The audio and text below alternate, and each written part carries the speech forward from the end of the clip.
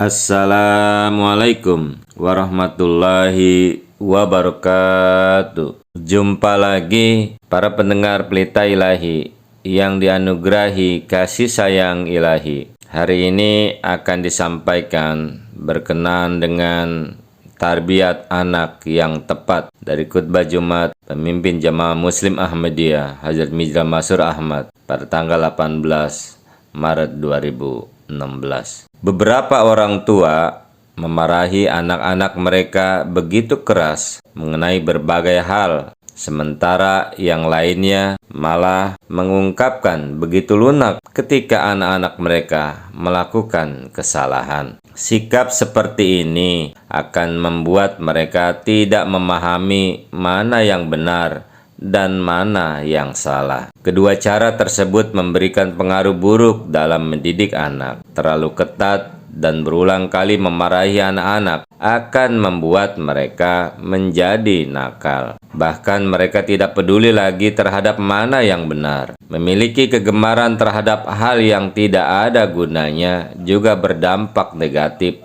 terhadap anak-anak, khususnya para remaja. Kebanyakan yang terjadi adalah bahwa sikap para ayah yang membuat masalah semakin buruk. Anak-anak di usia remaja membutuhkan penjelasan dengan alasan yang masuk akal, terutama pada zaman sekarang, di mana mereka tidak hanya dipengaruhi oleh apa yang ada di sekitar mereka, teman-teman, dan lingkungan yang buruk, namun juga rentan terpengaruh dari berbagai hal, tidak hanya di tingkat nasional, namun juga internasional. Dalam kondisi demikian, para ayah perlu memberikan perhatian khusus untuk melihat kapan anak-anak itu seharusnya diperlakukan dengan ketat dan kapan mereka diperlakukan dengan lembut. Ini merupakan tanggung jawab para ayah dan seharusnya tidak diberikan begitu saja kepada para ibu sendiri yang menangani masalah ini. Berkenaan dengan bagaimana Hadrat Masih Maud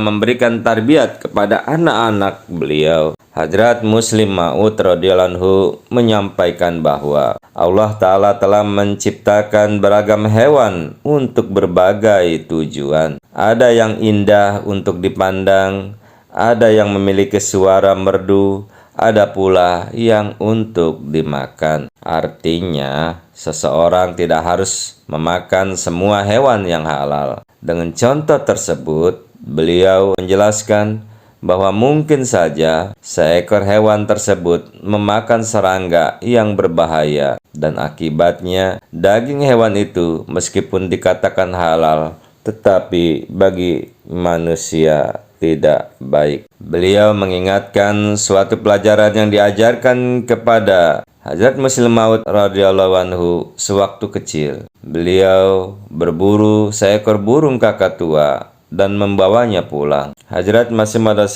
berkata, "Mahmud, makan daging burung itu tidak dilarang. Akan tetapi Allah Ta'ala tidak menciptakan semua hewan untuk dimakan saja." Beliau bagaimana menjelaskan bahwa beberapa hewan indah untuk dipandang, sedangkan ada juga yang memiliki suara yang merdu untuk didengar. Dengan demikian, Allah Ta'ala menciptakan beragam hewan untuk memberikan kenikmatan yang beragam bagi insan. Dan janganlah seluruh hewan itu hanya untuk dikonsumsi saja. Simak betapa indahnya burung kakatua, dan ia tampak begitu elok ketika bertengger di atas pohon. Tarbiyat seperti ini tidak hanya berdampak ke dalam hati anak-anak, bahkan juga tertanam di dalam diri mereka. Perintah ilahi yang menyebutkan bahwa meskipun apa yang halal dan thayyib itu dapat dimakan, namun perlu juga kehati-hatian dalam hal ini. Makna dari thayyib di sini di beberapa tempat bisa berubah. Beberapa hewan dan burung itu thayyib di suatu tempat atau baik di satu tempat, namun menjadi tidak thayyib lagi di tempat lain meskipun halal. Karena hewan dan burung tersebut memberikan manfaat yang lebih besar dari sisi lain daripada hanya sekedar dikonsumsi saja. Itulah para pendengar Pelita Ilahi yang dianugerahi kasih sayang ilahi. Mudah-mudahan bermanfaat buat kita dan semua orang tua dapat mendidik anak-anak dengan baik, dan anak-anak juga semoga menjadi anak-anak yang soleh dan soleha sesuai dengan harapan, dambaan, keinginan orang tua. Allahumma amin. Wassalamu ala manittabal huda wa akhiru da'wana alhamdulillahirabbil alamin. Assalamualaikum warahmatullahi wabarakatuh.